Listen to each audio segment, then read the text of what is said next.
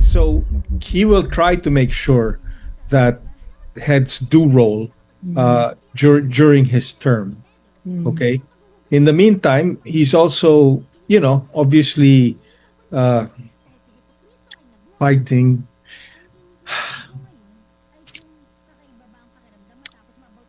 Yes.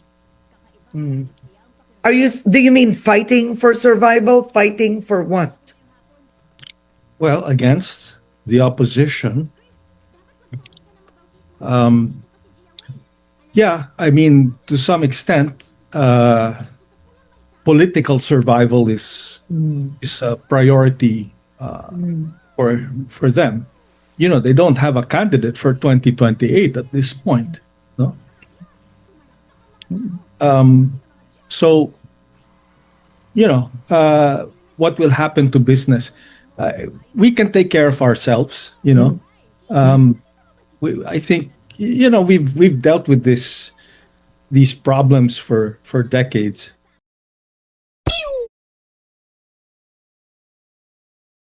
Sa isang bansang nilamon na ng katiwalian, sa gitna ng mga ngiting may itinatagong kasinungalingan, may iilang bumabangon para ibunyag ang katotohanan. Ito ang lugar kung saan hindi mo kailangang maniwala agad. Dahil dito, ang katotohanan mismo ang lalaban para sa iyo. Ako po si Opinion and Reaction PH at ito ang mga boses ng taong sawang-sawa ng malinlang, sawang-sawa ng magpakatanga at handa ng ipaglaban ang tama para sa bayan.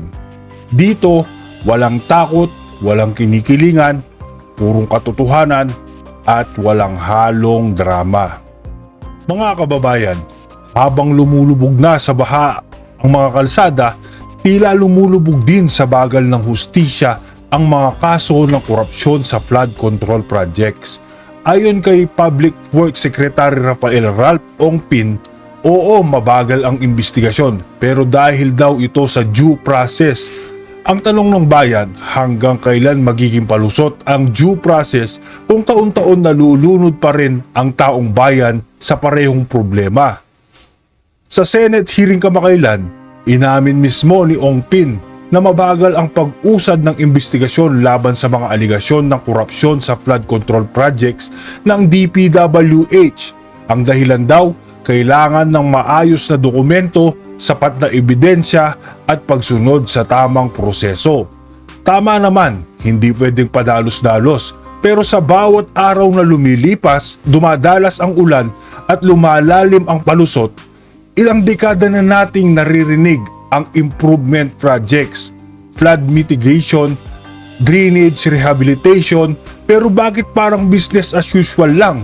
Yung mga proyekto nakalista sa budget, yung pera na ilalabas, pero yung resulta nasa ilalim ng tubig.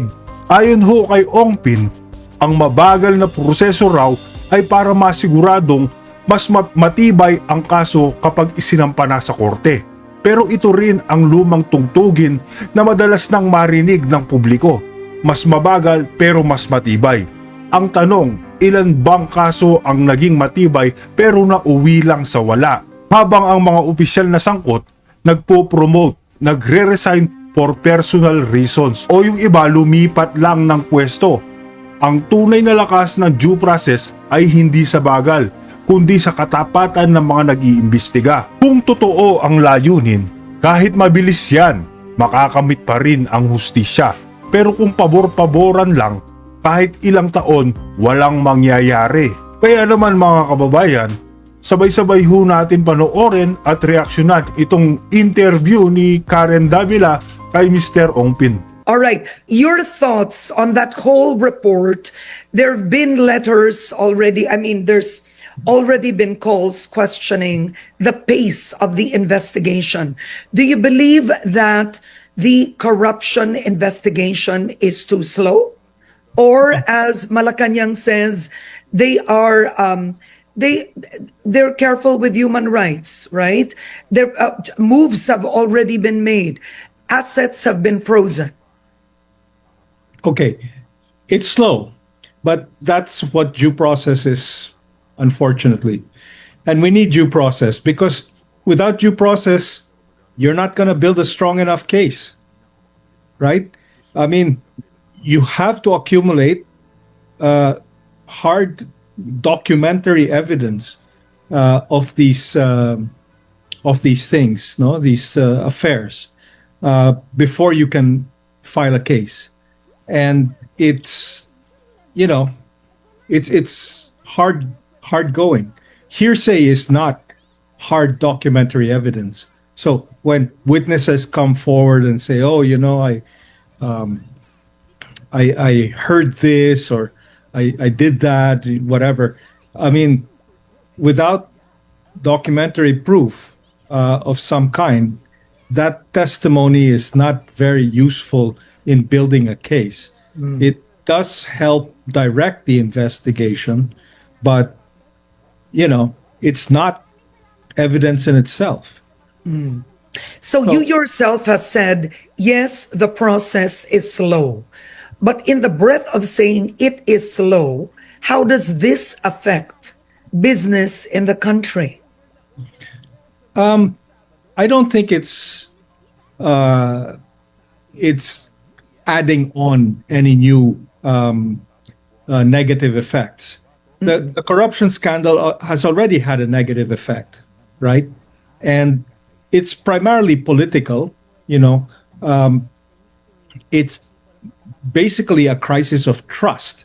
People no longer trust the government, and when I say people, voters and so on. And it's it's affecting business in the sense that certainly dealings with government are now all subject to all sorts of scrutiny, and that's a bit of a that will slow down business, no?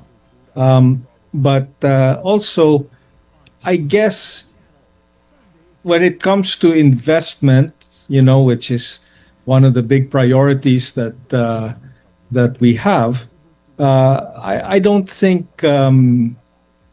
the slowness, or quote unquote, of the investigation is going to make anything worse than it already is. Okay, so you say it won't make it worse, but I want to ask you this. So it's already affected the markets immensely, right? The Philippine Stock Exchange denies the 1.7 trillion pesos loss in the market. But in an interview with Rico Hizon, they said that the market did lose something above 200 billion pesos. This is correct? Well, it depends on your math. No, that's a very contentious figure. And Makati Business Club has no official stand on how much exactly the market lost. Yes, there were. But shouldn't there be a record? I mean, that would be indicative, right, of the effects of the hearings when it comes to business. Yeah, I mean, you can simply do the math, right? You can simply say, where was the stock market before the corruption scandal, and where is it now, right? To try to, say that all the losses are due to the corruption scandal is a bit simplistic. Okay. So what you're saying is, if there were billions in market capitalization that was lost, one cannot blame it solely alone on the flood control hearings. Yeah, there are, for instance, cyclical and seasonal effects that affect capitalization in the stock market. Okay, so that is one. But what about foreign direct investments, right? Yeah, everybody always says, who's gonna come and invest here with this and all. Listen, it's not like there is this huge torrent of foreign investment waiting to come in. All right, we unfortunately have not been able to attract much, and corruption is, of course, affecting this somewhat. But there are other more fundamental problems that we have. No? ease of doing business is the euphemism that Makati Business Club has always said, and that's always been a problem. It's a euphemism for corruption. Basically, corruption and red tape, are big deterrents for foreign investors, and they've been there ever since.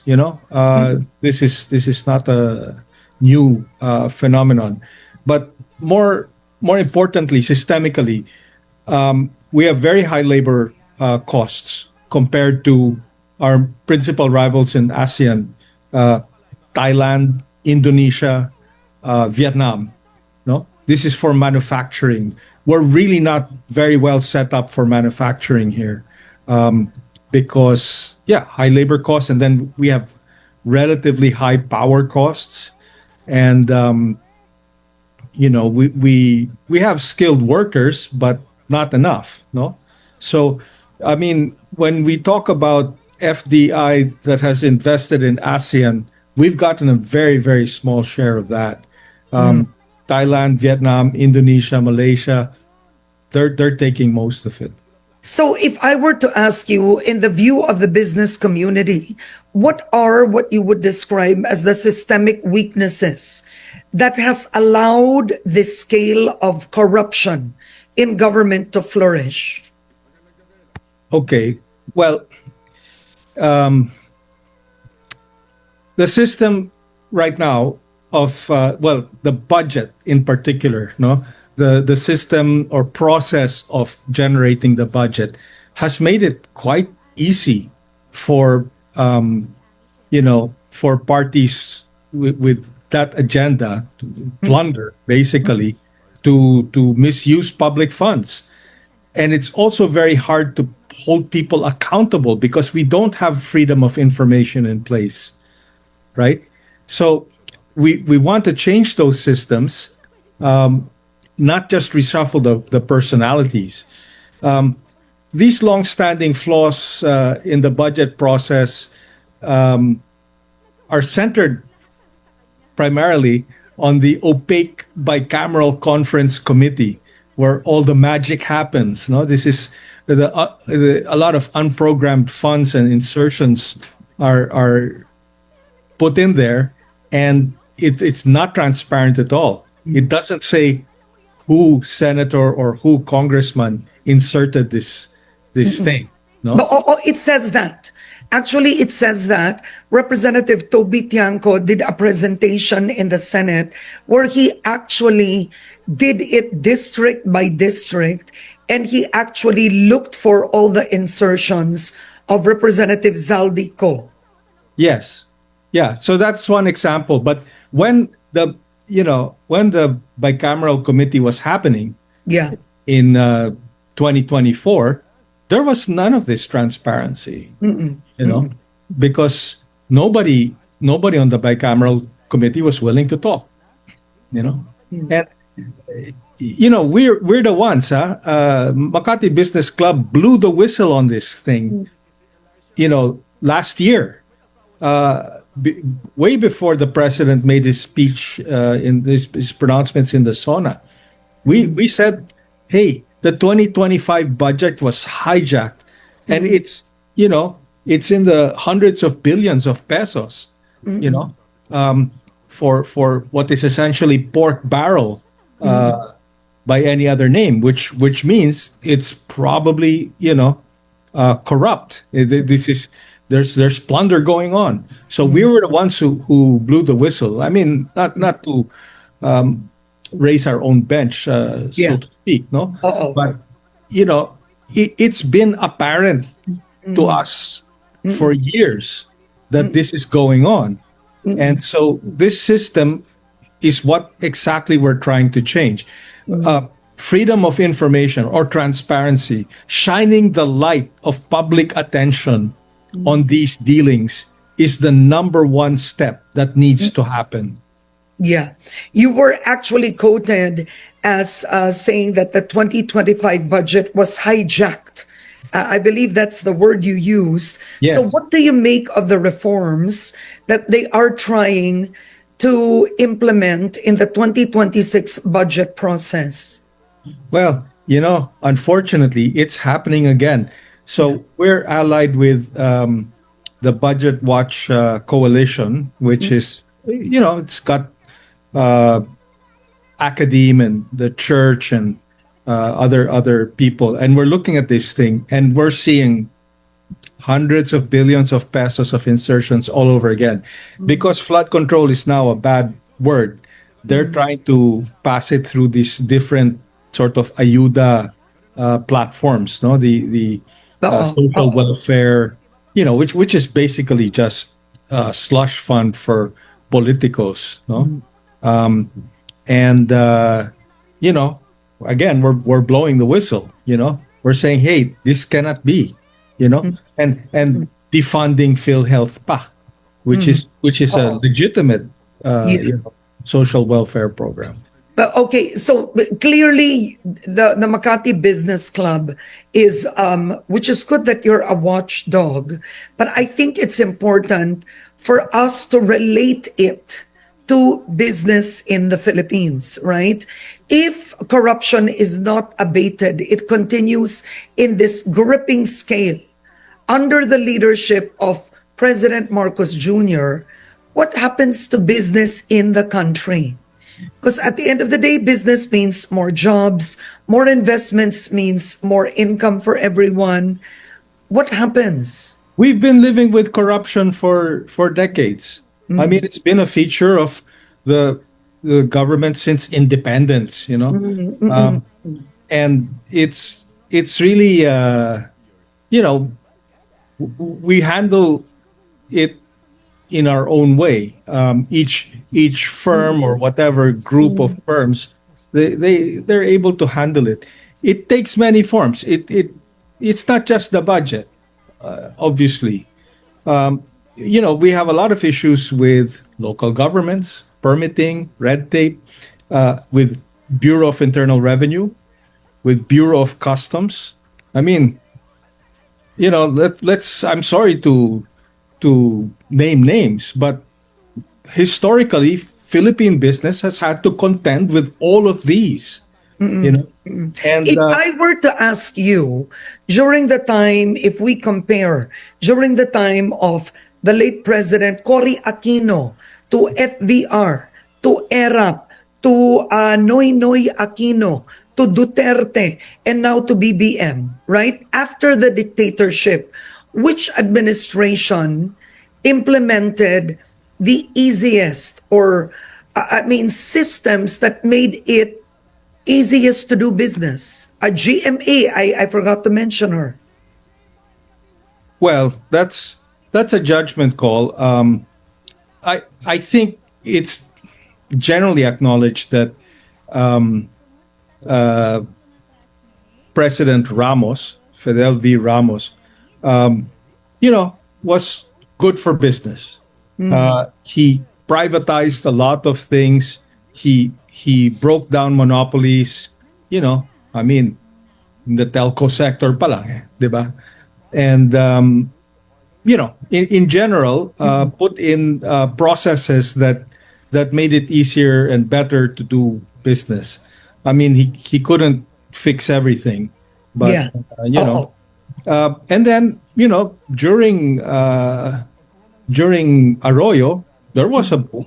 I mean, we had 6-7% GDP growth in those years, and so why not, right? So what can President Marcos Jr. do? He has, let's say, 3 years to go. What can he do to improve the state of affairs and the economy? Well, that's the big question, isn't it? Right? I mean, everybody has their own ideas of what he should do. But what would the Makati Business Club want the president to do or take action on? We are very specific, in our statements. Okay. And we've called on not just Marcos but the whole government. Let let me refer to a document that I have. No? Yes, yes. So we want we support the Independent People's Infrastructure Commission, or Independent People's Commission. We're removing the word infrastructure. This is Senate Bill 1215, and it was introduced by Senator Vicente Soto III. Very early on in this thing. Even right after the president issued the executive order creating the current commission. So we want this to be empowered and have judicial powers. Okay, we want bank secrecy laws to be amended to help trace government money. We want to restore public access to statements of asset liabilities and sounds. No, and then we want the Freedom of Information Law and Beneficial Ownership Transparency Law passed. These are two separate things, but very similar in aim. We want we want certain institutions strengthened, besides the ICI, and we want rules-based budgeting, transparent procurement, and citizen oversight. Yeah. So those are the general things. No, we have very boring specific provisions that we're trying to get passed. But I have to say that the president got the ball rolling on this thing. All right, I mean, at huge political risk to himself. You think so? You think this is a huge political risk? Of course. Because you do have some critics saying that when the president announced this, with all good intentions, is that technically his ratings were low. And this has helped improve it. Yeah, well, I mean, sure. But, he's taking on a lot of people in government, That's what I mean by political risk, right? Of course. But now you have critics saying he's taking on possible political opponents in 2028. The big question is, will he really take on, let's say, his own family? Yeah, I mean, that's what everybody wants, right? Everybody's saying, hey, let's cut to the chase. Everybody's saying we want Martin Romualdez's head to roll. And, I think, look, number one, for the reasons I said earlier, he deserves due process. You cannot build a strong case without due process. All right. And I think Romualdez, he knows, and he's ready with his own defense. No, so should BBM throw him under the bus? No, he should subject him to due process. Okay, so people don't at this point. And what do you make of Conchita Carpio Morales' statement that the wealthy in this country don't have due process, they have overdue process? That's a interesting opinion. I'd be I'd agree with that in the sense that definitely if you don't have money, you're not gonna get due process. I mean, it's unfortunate feature of our justice system, but it should not be that way. Everybody deserves due process, right? So yeah, I suppose she's right, but that system has to change. All right. My last question is, you have mentioned specific acts on what the Makati Business Club would want President Marcos Jr. to act upon. And they're quite clear, and it's all about transparency, no? That's the base, transparency. What would happen if the president doesn't act on this, on the requests of the Makati Business Club? Nobody goes to jail under his term. What do you think will happen to the Philippine economy with the way we are going? Well, that's a good question. I'm not prepared to answer that in detail right now. I mean, that's a scenario that would take a lot of discussion and a lot of inputs. But suffice it to say, one of the political risks is, he's opened the Pandora's box. The president has opened the Pandora's box, and people really want results. They really want to see heads roll. I think he's keenly aware of that, right? And so he will try to make sure that heads do roll during his term. Okay. In the meantime, he's also, obviously fighting.